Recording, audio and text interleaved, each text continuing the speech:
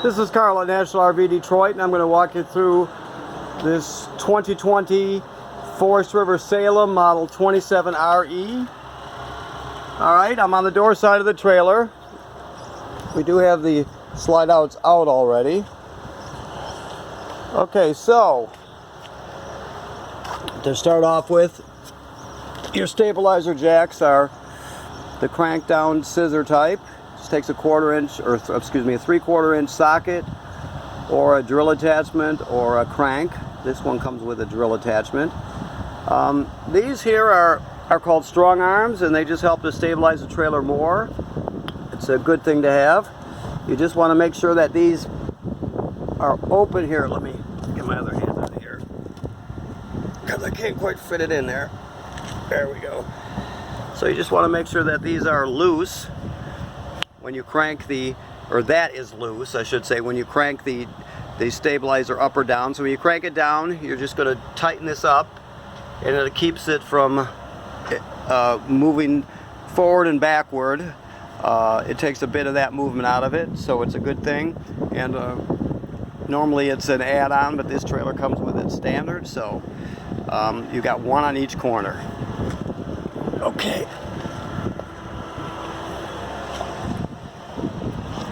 Alright, so moving towards the front, you've got a power awning with an LED strip, and a second power awning with an LED strip. Got outside speakers, outside power. This is just a hookup for a solar panel. If you want to use a solar panel battery charger, you can hook it right in there. It's an option, obviously. This is your power cord, 30 amp, 25 feet long. Your reducer to reduce it down to 15 amp. Your dump hose. Remember, if you plug this in at home using your adapter, you can't run the air conditioning on a 15 amp hookup because you'll pop a circuit breaker. All right, this is your drill attachment for your stabilizers. This crank here is in case your tongue jack fails. You can pull the cap on the top of the tongue jack off and stick that crank in there and crank it manually. And then this has to do with your awning. In case you have problems with it, you can manually operate it. You can read more about that. It's something you really have to read while you're doing it, but you can get yourself out of trouble with it. All right. So you got a power tongue jack like we just spoke about. Let me lose focus here. Let me pull this off here. I need two hands. There we go. Okay, sorry about the camera work there, but here you have two 30-pound LP tanks. You have this LP regulator, which is a automatic changeover regulator. It's going to draw the door side tank, then the off door side tank back and forth as they empty. This is not a tank selector, it's just a gauge. Right now you're seeing it's, let me see, am I getting you a good picture of that? I'm sorry, right there. You can see hopefully that it's green, and that this little pointer is pointed at that tank. It's telling you that tank's got gas in it. If you put it this way, you can check this tank. If it turns red, the tank's empty. So that's basically it is. It's not a tank selector. This LP regulator selects the tanks automatically. That's just a gauge. All right, you have a kill switch for the battery. You're just going to shut that off when you put it into storage. Otherwise, you're going to leave it on. You got a deep cycle marine battery right here. Your water heater right here, which works on gas or electric. Just so you know, there's a switch. I didn't take the tape off. There's a switch right here, right? And it's an on and off rocker switch, if you can see it. And what it does is it operates this behind this panel here, this cover. There's a electric heating element. So sometimes trailers will have a switch inside also for electric. I'll have to look inside to see if this one does, but one way or the other, this has to be on for this to work. Okay, the switch for the gas is always inside, so you can run it on gas or electric. Most people are going to run it on electric because you're paying for it at the campground and you don't want to use up your LP. You want to save it for cooking and cold days, heating on cold days if you need to. That is your drain plug right there. Hopefully it's focusing. I can't see because of the bright sun. It takes 1 1/16 inch socket to unscrew it, and that's the pressure release valve. You always want to let the pressure up before you pull the plug, okay? That is just your heat exhaust. This is where you hook your 30 amp plug up I just showed you out there. You just plug it right in there. Alright, now you've got two gray tanks and a black tank. So this is galley tank is the second gray tank. This is just for the sink, basically, the kitchen sink, which is the galley sink. So you would take the cap off, put your hose on there, and then you will pull the gate valve to dump it. On this one here, you're going to do the same thing, except the black handle and the large valve is for the toilet waste. So it's the black tank holds toilet water and waste, and then the gray holds sink and shower water. So what you'll do after you hook your hose up, you'll dump the black one first by pulling the gate valve. Then when it's empty, you'll dump, or after it dumps, you'll dump the gray. And just because the gray water is cleaner water than the black water, okay? It helps to clean your hose out. Then you're going to come up here, and that is the black tank flush. You'll screw the hose at the dump station onto there. Make sure the black tank valve is still open. You'll turn on the water, and it'll spray the inside of the black tank and clean it out. These are just low points to the drain. Or, I mean, excuse me, let me say that right. These are low point drains. They're the lowest point in the plumbing. You use that during winterization and dewinterizing, that sort of thing. Okay. Now with the water heater, I'll just mention that you, in case you don't know this, you have to bypass the water heater. You can't get antifreeze in there when you're winterizing it because it'll leave a foul taste, a bad smell. So they give you valves on the back of it to bypass it. Okay. All right then. That's just satellite hookup. This is a cable and satellite through to the entertainment area. Okay, this is where you get your water. The city water connection is the most common. You're just gonna put your hose on there, turn it on, and you're all set. Now if you go to a rustic campground or campground that doesn't have plumbing on the campsite, you can fill the fresh water tank in advance and just pump the water with your 12-volt electric pump that's inside the trailer. So either way, you'll have water. One more thing, two more things. This is pre-wired for a backup camera. You can see it there. It takes a Furrion camera. We sell them here. You can talk to our parts people if you're interested. Either way, you have to have a Furrion camera that fits into that housing. Okay? Also, while we're looking up, you have to go up on the roof 3 times a year, spring, fall, in the middle of the summer, and you're going to inspect the sealant on the roof.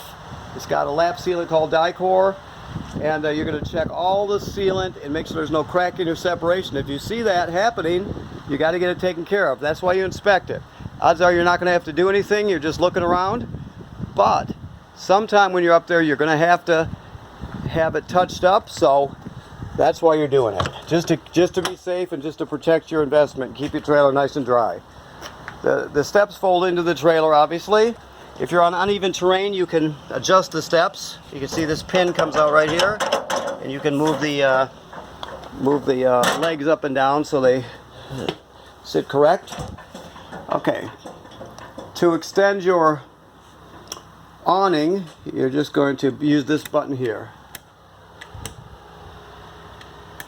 Okay. Well, that's just great here. Let me see here. So here we have. Okay, it was going on. I just couldn't see it. It's the back awning, so I was having a hard time seeing it, but you can see there it going out. Okay, see that? If you see through the window. So basically you roll it out till you can see the awning tube at the end of the fabric. So you just do that, all right? Let me see, look around here so I can tell you where everything is at. Okay, okay. Alright, so there's this slide out switch here. Operates one slide out. It will be the door side slide out. And then over here on the control panel, you have the other awning switch for the other awning and the other slide out. Alright. Also, I told you that you know, the electric switch was outside for the water heater. This is to light it on gas. Like I said before, always make sure there's water in the heater before you light it. This is your water pump that I told you about. Got some lights here. You check your levels here. Fresh water's got 1/3 of a tank because we're water testing it still. Black needs to be dumped, but we're We're just water testing it. You can see they graduate up in 1/3 increments till it's full. First grade tank, same way, and second grade tank, the same way. So when you pick it up, they'll all be empty, but we're water testing it, so that's why you're seeing water registering. All right.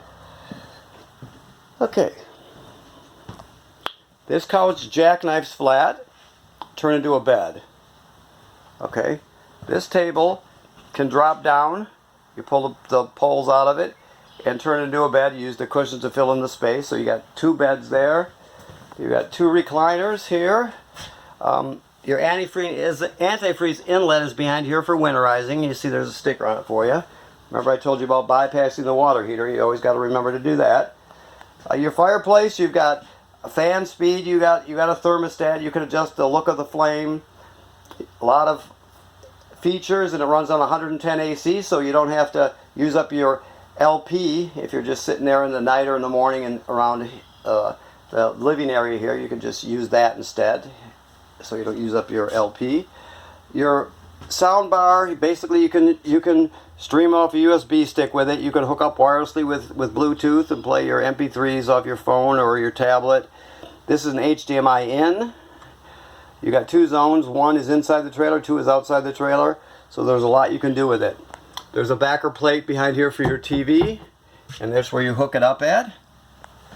Okay, moving along. The microwave works like any other microwave. The range, I don't know if I've got gas on, so I might just have to talk you through it, but let's see. Oh no, it's working. So you see, you just sparked it that way. You can see it's lit. I'll shut it off again and show you from a distance here. You just turn it on, turn it clockwise till it'll light. You can do that for each burner. For the oven now, down here, all the way to the back, you can sort of see it. There's a pilot light back there. So what you do is you go to the knob here for the oven, you put it on pilot, then you depress it and you hold it. You turn this clockwise to spark it and watch for the pilot light to light. When it lights, you're still holding this in. You hold it for another 10 seconds or so after it lights, and then let it, it'll be heat. The thermocouple will have heated up by then, so you can put it to your operating temperature, and the oven will cycle on and off like normal. But when you shut it off, your flame goes out, but so does the pilot light. So you have to relight the pilot light each time you use the oven. Okay, this is just a range hood vent. Okay, light. Your refrigerator runs on, it's a compressor type refrigerator, runs on 12 volt DC. So your tow vehicle will keep it working, and when you're at the campground, your power converter will keep it going also. We'll look around and find the power converter so I can show you that. Okay, it's over here. So this is the power converter. This converts 110 AC down to 12 volt DC. Okay. So you see you got regular household circuit breakers on this side, which are 110 AC, and then they're labeled, right? Then it converts the power to 12 volt DC over here, and you got regular 12 volt fuses, and they're labeled. So it converts AC to DC as long as you're plugged in, and it also will charge your battery up front. It'll sense how much energy you need, and if it's low, it'll send 10 amps or whatever. If you're charged, it'll just trickle a couple. If these fuses ever blow, they'll light up, and you can see them through this tinted plastic here. Going back this way just a little bit. This is your LP and carbon monoxide detector. I'll set it off for you. Whoops, let me do that again. Oh, no, okay, there we go. So the thing is, it should always be green. If it goes off, you're gonna send it. You're gonna gather everybody up, and you're gonna send them outside, and you're gonna shut the gas off at the front and figure out what's going on. Okay? If it beeps very slowly, it's telling you your battery is low. All right. This is just your thermostat. You just light it up this way. You go through fan, cool, which is the air conditioner. Always try to run it on auto. Cool auto, and then there's heat and off. So there's a lag time every time you select an appliance, whether it's the air conditioner or the furnace, so give it a few seconds to kick in. like maybe 5. Okay, the shower works like any other shower. Sink works like any other sink. All the plugs are wired through a GFCI. So, you know, if you pop the plug outside, if you're using a coffee pot outside, you're going to reset it in here. Okay. Always run the fan when you use the shower because you want to pull the humidity out. The toilet has a flush paddle on it right over here, if you can see it. Okay. So you can't use the toilet dry. So the bottom line is you're just, basically when you get to your campsite, you hook up your water and your power. You'll come in here, you'll put your chemical in here, whichever chemical you use. You'll step on this and hold it until it fills a gallon or 2 of water in the tank. The bottom line is you can't use it dry and you got to have chemical in it when you use it. All right. So moving this way, you've got a nice closet there. You have shades on the windows. That's an escape window there.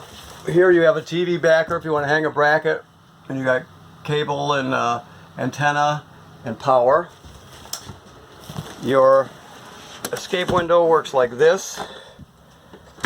You would just push it all the way through, then you'll grab, let me get this up here, grab the tab right here, the red tab, and pull the screen out, and out you go in an emergency. Okay? Okay, I think I pretty much covered it.